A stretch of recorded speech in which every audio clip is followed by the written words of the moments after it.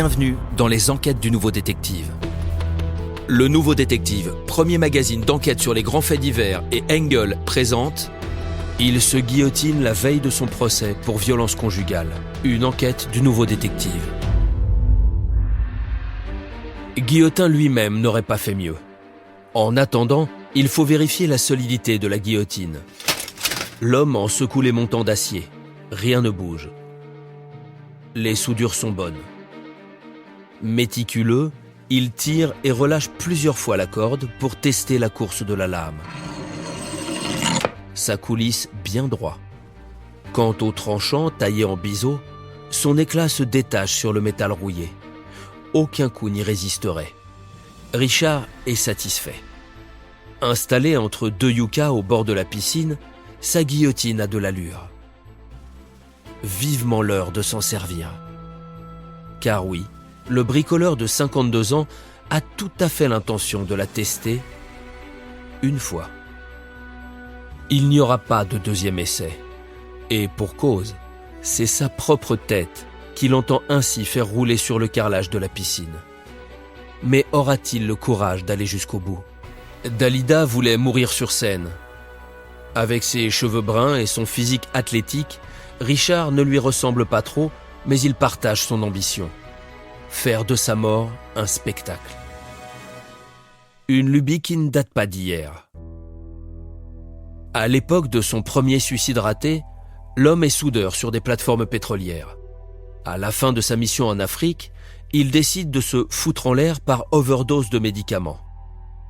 Mais pas question de faire ça chez lui comme un kidam moyen. C'est dans l'avion pour Paris qu'il ingurgite ses cachets. Évidemment, ça se remarque. Panique dans les travées, affolement parmi les hôtesses. Le pilote déroute alors l'appareil vers Marseille pour le faire hospitaliser. Richard est sauvé. Sans doute apprécie-t-il toutes les attentions dont on l'entoure, mais en tout cas, après un bon lavage d'estomac, il semble avoir retrouvé une certaine sérénité. Licencié par son employeur, l'homme se reconvertit dans la sculpture sur métal. Dans son atelier, il découpe et assemble des structures évoquant des corps nus ou des formes géométriques. À la même époque, il rencontre une femme qui partage son goût tapageur pour la fête. Car oui, Richard passe vite d'un extrême à l'autre. Quand il ne broie pas du noir, il est plutôt du genre dévergondé. Au bord de sa piscine, près de Draguignan, il organise des soirées torrides, assaisonnées de drogue et d'alcool. Et quand il ne reçoit pas, il écume les boîtes échangistes. Sa compagne, Cécile, prof d'allemand le jour, a les mêmes penchants libertins que lui. Il se marie en juillet 2022 et célèbre dignement l'événement avec 4 jours d'excès.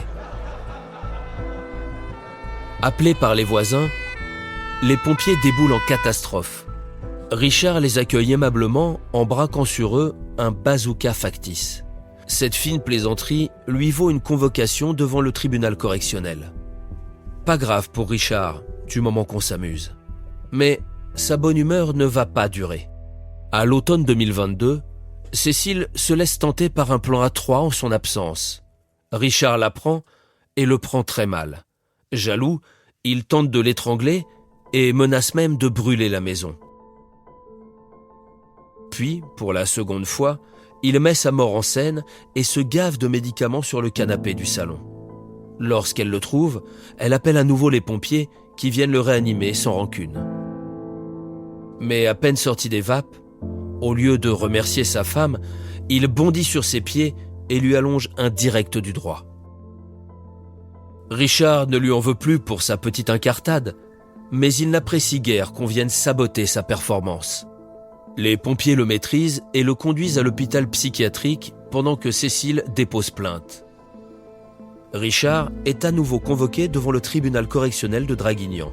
L'audience est fixée au 7 juillet 2023. Dans l'intervalle, il aura interdiction d'entrer en contact avec elle. Un gros coup dur.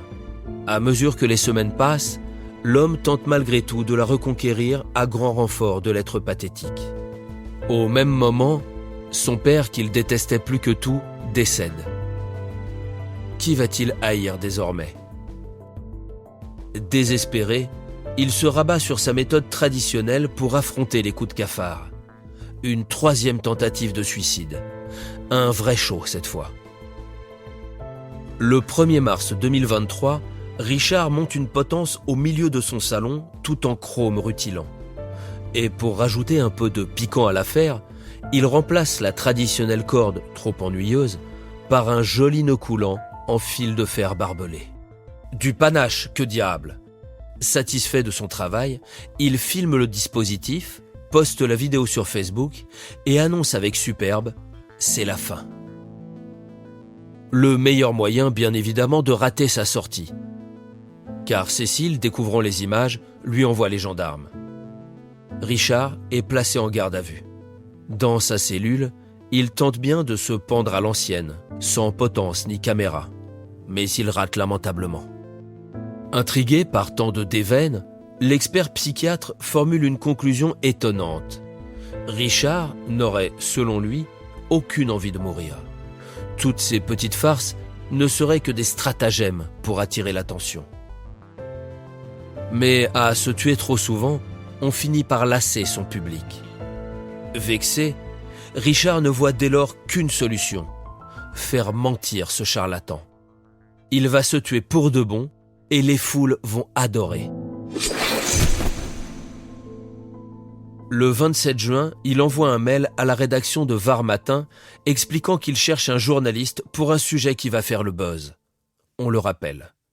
Maladroitement, l'obstiné tente d'exposer son idée sans en dire trop pour ne pas répéter le fiasco de la potence. Mais de l'autre côté du téléphone, le reporter s'agace vite des circonvolutions. Écoutez, si vous restez comme ça dans le vague, je vais rien pouvoir faire pour vous. Piqué au vif, Richard se lance. Dans 10 jours, je dois comparaître devant le tribunal de Draguignan. Mais j'irai pas à l'audience. Je vais me suicider avec une guillotine. La machine est prête. Je l'ai montée dans mon jardin. Y a plus qu'à. Je prévois aussi de faire un live sur Facebook. Encore un dingue, pense le journaliste qui raccroche. Mais Richard insiste et lui adresse des photos de sa nouvelle machine de mort, imposante, solidement assemblée. Le journaliste avertit les gendarmes qui font remonter l'information jusqu'au procureur de la République. Ce dernier envoie sur place une patrouille qui fouille les lieux. Mais manque de chance, entre-temps, Richard a démonté son engin infernal et les gendarmes ne décèlent rien de suspect dans ce tas de tôles et de tuyaux. Dubitatif, le procureur demande tout de même aux policiers de repasser régulièrement. Il a raison de se méfier. Le 1er juillet, Richard avale encore des cachets. Simple tour de chauffe, puisqu'il a beaucoup mieux en tête pour réussir son départ. Les gendarmes, qui le retrouvent inconscient, le font hospitaliser. 3 jours plus tard, il quitte l'hôpital de son propre chef. Il a une dernière représentation à assurer. L'heure du gala final approche. Le mercredi 5, quand les gendarmes viennent sonner à sa porte, il le trouve calme, maître de lui. Alors monsieur, pas d'idée noire aujourd'hui ? Non, tout va bien aujourd'hui. Passez une excellente soirée. Mais ce n'est qu'une gentille entourloupe pour s'offrir un peu de tranquillité. Dans la nuit, le voilà qui appelle Cécile en larmes. « Tout est horrible », dit-il des trémolos dans la voix. Elle lui manque terriblement. Et ce procès qui approche. Non, mais t'inquiète pas pour ça, j'ai demandé à mon avocat de plaider la clémence. Puis après un long concert de jérémiades diverses, elle raccroche, épuisée, et s'endort. À son réveil, Richard lui a laissé un texto. Cette fois, il va en finir. Éreintée, elle appelle une énième fois les gendarmes. Le soleil du matin illumine le ciel du Var lorsque les militaires repointent leur képi à la villa de Franck, sûrs de trouver leur client habituel tranquillement étendu au bord de sa piscine. Et c'est bel et bien le cas. Mais pour lui faire la conversation, il faudra repasser. La guillotine artisanale est montée sur la margelle du bassin au milieu des palmiers. Elle est entourée de plusieurs projecteurs allumés, tel le podium d'une discothèque estivale. Mais la boule à facettes est d'un genre particulier. Au milieu des faisceaux, la tête de Richard repose sur le dallage plus très clair, tranché net au niveau des cervicales. Le reste de son corps est de l'autre côté de la lame biseautée. Aucun doute, sa guillotine fonctionne à merveille. Mais fallait-il vraiment en passer par là pour le prouver ? Richard avait 52 ans. Son sens de la mise en scène, son acharnement à vouloir mourir pour de faux et souvent avec panache, son personnage déjanté pouvait faire rire. Mais pas cette conclusion tragique qui devait marquer le sommet de sa carrière artistique. Pour lui, pour Cécile, pour tous ceux qui l'aimaient ou l'appréciaient, on aurait bien voulu encore un rappel, et même de très nombreux. Les prénoms ont été changés. Pour ne rater aucun épisode, abonnez-vous à notre podcast sur votre plateforme d'écoute et retrouvez tous les mercredis nos enquêtes dans le magazine Le Nouveau Détective. Nos podcasts et nos enquêtes sont également disponibles sur lenouveaudétective.com. Si l'affaire n'a pas encore été jugée ou venait à passer en appel, nous rappelons que les protagonistes bénéficient toujours de la présomption d'innocence. Les noms et prénoms de certains personnages sont susceptibles d'avoir été modifiés.